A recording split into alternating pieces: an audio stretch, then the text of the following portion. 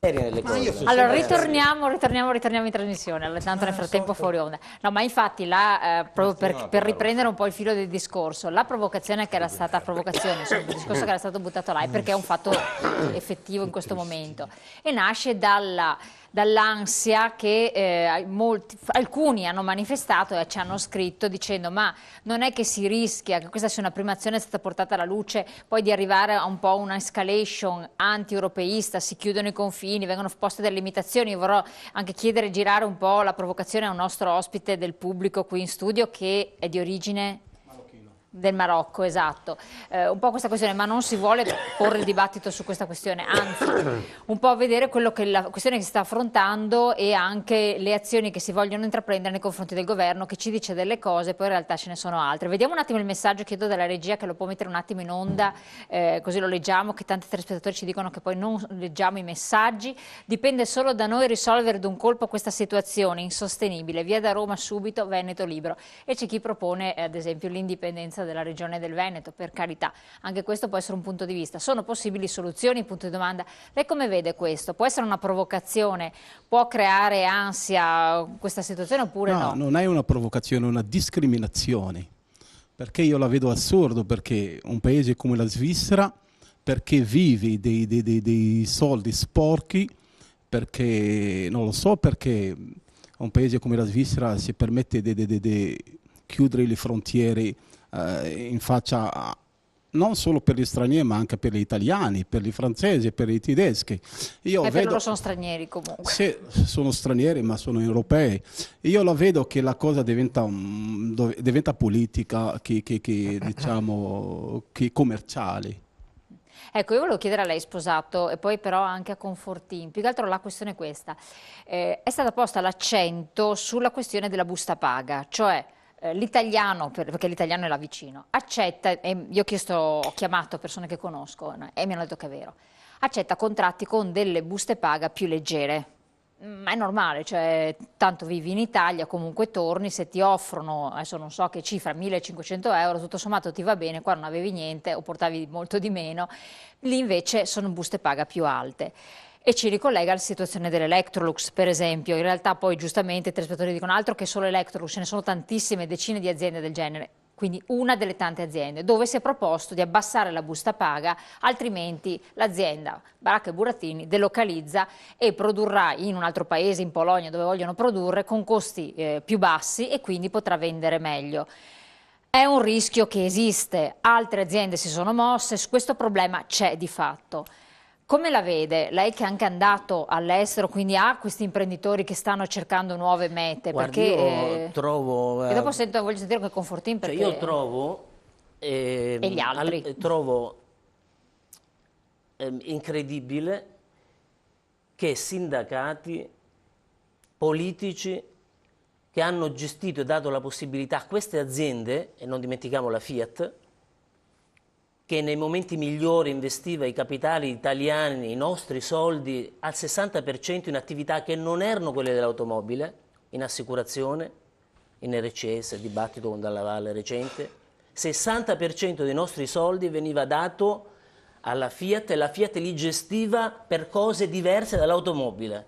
Mi chiedo dove erano i sindacati, dove era la politica che ha consentito tutto questo. Stesso discorso Electrolux. Nell'85-87 Zanussi ha venduto con 75 miliardi di soldi dello Stato dati all'Electrolux. Allora, io mi chiedo, dove erano i sindacati quando c'era la parvenza o il sentore che l'impresa non era adatta, non era capace di produrre, non era sul mercato con prodotti adeguati e competitivi con altri marchi? Dove era il sindacato? Adesso vediamo. Ecco, dove era la politica? Dove erano i presidenti di regione, i presidenti di provincia in quel momento, che non si accorgevano della deriva dell'azienda che andava verso una direzione sbagliata, perché è chiaro che ridurre i salari agli operai è una politica sbagliata. Però il cuneo fiscale è stato mortale. Sì, ma il cuneo fiscale, noi siamo stati la Cina negli anni 60, poi siamo andati, i nostri giocattoli li vedevamo tutti quanti in Corea del Nord e del Sud, se vi ricordate, c'è scritto Corea del Sud e Made. Siamo stati noi la Cina, oggi poi c'è la Cina, adesso c'è l'India, Quindi il discorso del cuneo fiscale, anche se lo riduciamo il 10-20%, non risolviamo il problema della produzione. Quindi è un problema senza dubbio come quello dell'energia e quant'altro. Quindi io credo che bisogna non essere miopi quando le cose stanno per andare alla deriva, perché quando le cose poi sono già definite è facile piangere il morto. L'impresa va dove produce a costi minori con il marchio Made in Italy, perché producono all'estero, poi il Made in Italy. Business e business, vedremo anche cosa ne pensa Zanon. Un attimo solo, c'è una telefonata, dopo passo la parola con Fortin. Pronto? Pronto? Buonasera. Buonasera, da dove chiama? Franco da Manta. Dica signor Franco. Che è una città di soli comunisti. Infatti io a Manta non ci ho mai lavorato, perché non sono di sinistra. Ma questa non è una novità. Dica la questione, vada. Allora, i sindacati cosa hanno fatto? Hanno fatto la politica dei comunisti. Allora il comunismo gli ha detto: voi sindacati andate là, fate finta di tutelare gli operai, però fate andare gli operai in quell'azienda lì solo se sono di sinistra e gli garantiremo a quell'azienda lì i fondi. La Fiat assumeva solo gente di sinistra per quel motivo lì, per avere i fondi. Poi quando Scajola gli ha tolto i fondi è saltata fuori da casa come punizione Scajola, perché non gli ha più dato i soldi alla Fiat, e la Fiat così garantiva i voti alla sinistra. Cioè è semplice, è matematica. Poi la Svizzera, ma signore, ma voi pensate che la Svizzera sia quella di 10 anni fa? Io ci ho lavorato in Svizzera, ci ho lavorato nel 2010, ma voi sapete cosa è successo nel 2010 in Svizzera? È stato incarcerato il figlio di Gheddafi, quello che lo definivano l'intellettuale. Per ripicca, il figlio di Gheddafi, sa quanti soldi ha portato via dalla Svizzera a fine gennaio del 2010? 95 miliardi di euro e li ha portati in Inghilterra. Se lei si ricorda, no, non so questi dati, non è mano. Se non si ricorda glielo dico io. C'erano gli impiegati delle banche svizzere licenziati in tronco che andavano alla dogana italiana a chiedergli che se gli davano i soldi un lavoro gli avrebbero dati i conti cifrati degli italiani che avevano i conti in Svizzera. Al di là di questo, chiudendo allora io le dico, lo so che per noi italiani non va bene che loro chiudano le frontiere a noi, ma tutelano se stessi come noi non l'abbiamo mai fatto. Va bene, chiarissimo. Noi abbiamo i suicidi in Italia e facciamo entrare gli extracomunitari. Va bene, chiaro. Ecco, grazie del suo intervento. Prego. Abbiamo un'altra telefonata in attesa, poi passo la parola ai nostri ospiti. Pronto? Dottoressa, buonasera. Buonasera, da dove chiama? Mi chiamo Massimo da Venezia. Dica. Allora, il problema in Italia è uno solo. Basta extracomunitari. Devono tornare tutti a casa loro, ci sarà lavoro per gli italiani, ci sarà lavoro per tutti. Continuando a far venire queste persone che lavorano sottopagate in tutti i posti, ma lei pensi che alle acciaierie, non faccio il nome, ma delle acciaierie qua a Venete, no, nella nostra provincia, lavorano degli extracomunitari di colore, ma se sono andati via col cammello fino all'altro giorno, come fanno a far funzionare un tornio? Meno male che stanno lavorando. Danni terribili. Comunque, dottoressa, per poter star bene bisogna andare via e risolvere il problema via gli extracomunitari.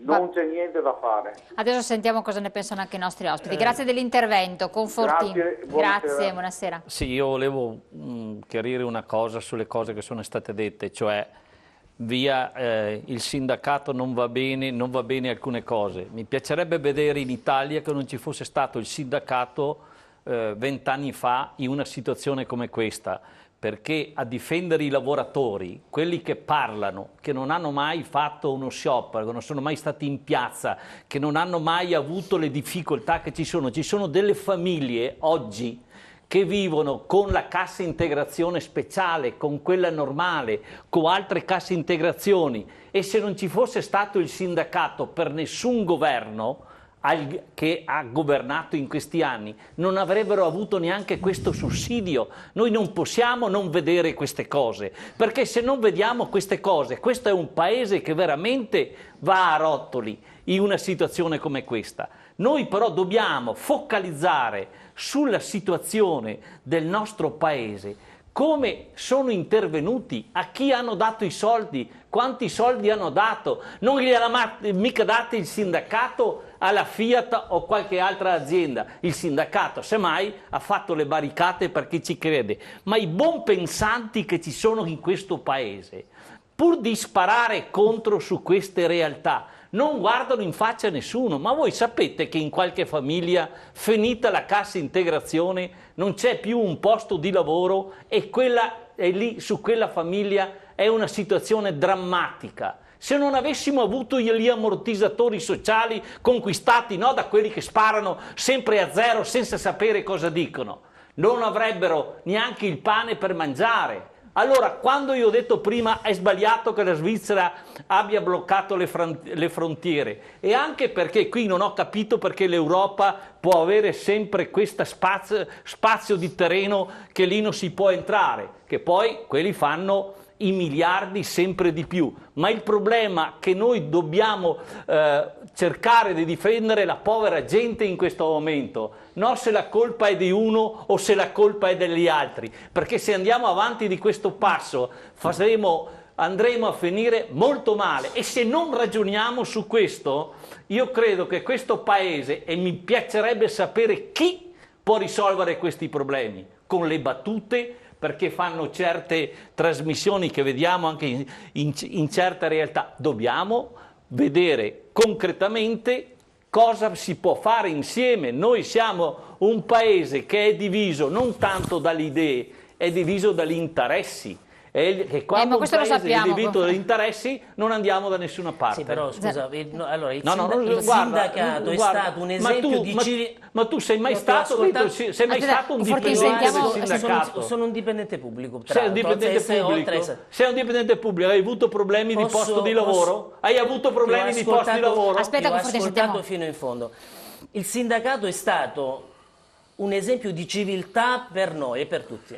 Se non ci fosse stato il sindacato negli anni non saremmo in questa situazione. Detto questo e chiarito questo, poi c'è sindacato e sindacato, e nulla di personale perché peraltro non ti conosco. No, io guarda, non ho citato nessun sindacato. Quando si dice che la gente non ha da mangiare, quello è l'effetto, non la causa. Quando il sindacato entra in fabbrica e tutela coloro che hanno il posto di lavoro, essendo miope, senza vedere che l'impresa va verso una direzione sbagliata, perché? Perché si accontenta che il lavoratore ha il posto di lavoro. Allora il discorso che tu dici, che c'è gente che muore di fame, a tutti dispiace, ma non è che dandogli la pacca sulle spalle risolviamo il problema. Dobbiamo mettere in condizione le imprese di produrre, e il sindacato in questo, per fortuna dei segnali ci sono molto positivi, deve andare verso l'impresa con un atteggiamento costruttivo, non di conservazione verso i posti di lavoro, altrimenti veramente finiremo male. Ecco, le imprese che cosa si prospetta? Questa qua ci colleghiamo anche al discorso dell'azione che voi intraprenderete, insomma. Se poi finisce là, speriamo di no. Ma le imprese innanzitutto devono dimostrare che hanno la voglia di rimanere su questa realtà e non di pensare che si deve andare dove è più facile, perché per moltissime imprese questa possibilità non c'è di scelta.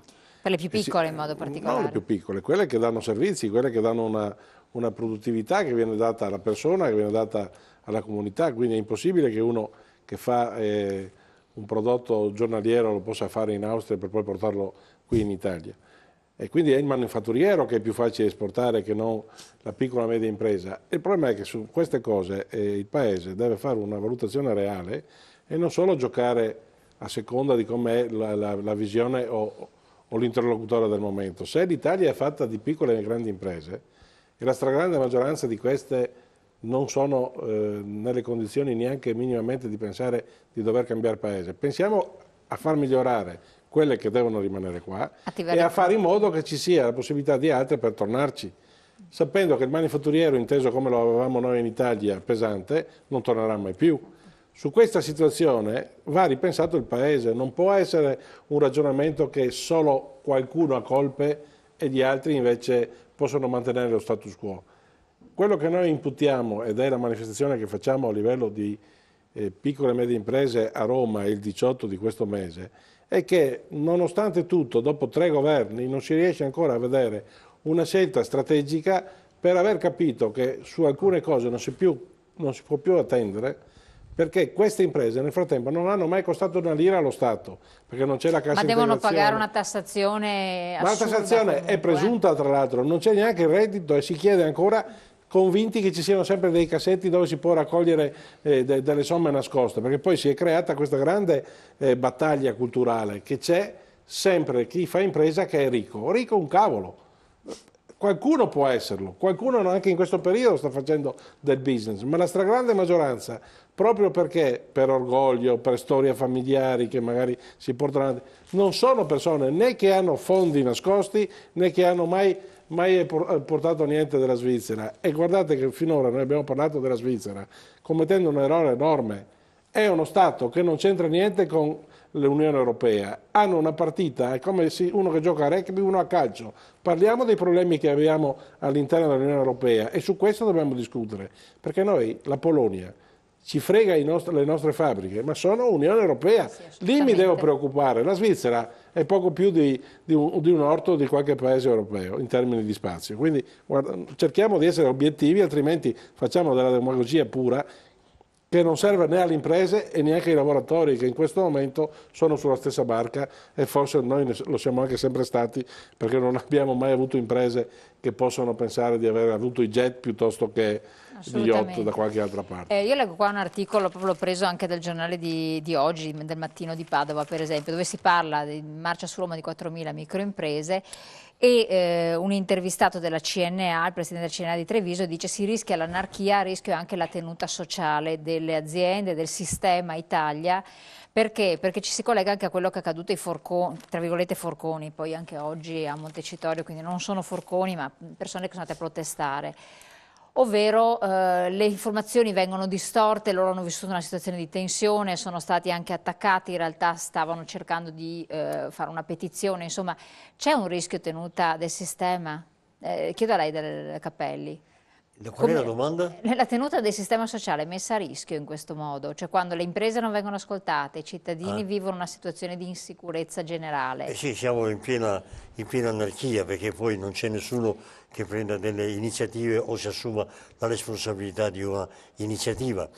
Le imprese, io mi ricollego anche a ciò che ha detto il nostro amico qui, per quanto riguarda il cuneo fiscale, che poi mi collego poi con la risposta, il cuneo fiscale non è vero che non serve a nulla se facciamo 10-20% diciamo, di risparmio. Il cuneo fiscale serve alle imprese per poter avere meno oneri sociali e poter così assumere anche del personale. Poi c'era una proposta di legge fatta anche dai governi precedenti, che poi non si è più fatto nulla, è rimasta così disattesa, che consentiva alle imprese di poter assumere del personale senza pagare i contributi assicurativi per 1 anno o 2 anni. Questo avrebbe dato ossigeno alle imprese. Ossigeno alle imprese vuol dire avere maggiore occupazione e quindi anche sviluppare diciamo, i consumi, che poi è quello che poi serve per poter avere un'economia forte. Ora il CNA abbia... No, è un esempio, perché è venuto fuori più volte questo discorso della tenuta sociale a rischio, e intanto qua periodicamente la si mette... Noi non abbiamo la possibilità di fare quello che hanno fatto negli Stati Uniti, stampando dollari tutti i giorni, ma abbiamo visto anche quello che è successo in America, adesso è aumentato il PIL a dismisura, questo è successo anche a noi negli anni 60 per la verità, ecco che ci siamo indebitati. Quindi tutte queste spese possono essere ridotte tagliando la spesa pubblica, ma per spesa pubblica non intendo gli stipendi, intendo gli sprechi, i superflui, ma non c'è un coordinamento per cui la spesa pubblica debba essere diciamo, controllata da un organismo, ognuno fa quello che vuole. Io per quanto mi riguarda, oltre ad abolire le province, abolirei anche le regioni, perché a parte la sanità, insomma, le regioni cosa ne facciamo? Abbiamo visto che su 20, quante regioni abbiamo, non mi ricordo più, sono 17 indagati e allora si è svegliato in ritardo la magistratura. Allora, abbiamo 2 telefonate in attesa. Pronto? Buonasera signora, Buonasera. sono Italo, chiamo da Padova. Sì, dica. Senta, è chiaro che dispiace che i frontalieri italiani possano perdere il lavoro in Svizzera, ma mi pare giusto, e lei mi perdonerà la banalità dell'argomentazione, ma mi pare giusto che gli svizzeri a casa loro prendano le loro decisioni e le realizzino, come si dice, democraticamente parlando.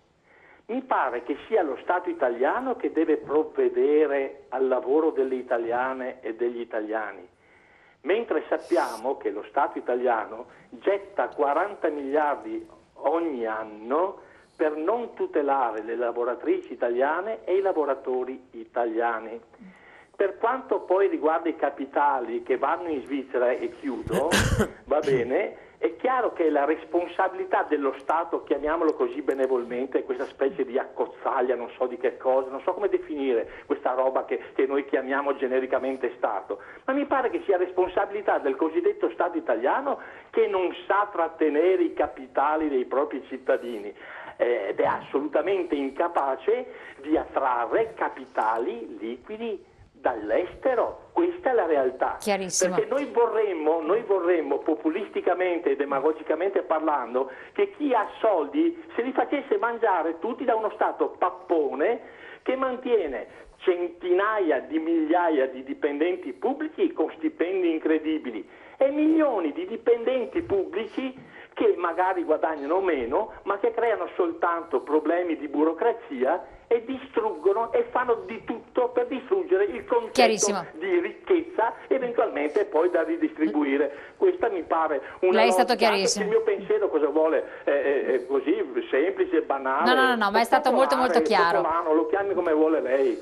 La ringrazio molto. No, ringrazio io lei signora, complimenti per le sue trasmissioni, che sa che seguo sempre in differita perché questa sera è un'eccezione. Va bene, grazie, la ringrazio.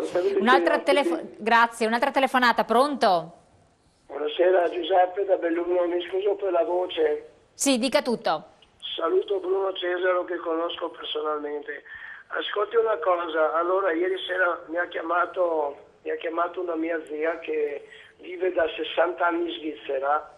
È una cosa che nessuno ha detto in nessuna trasmissione televisiva.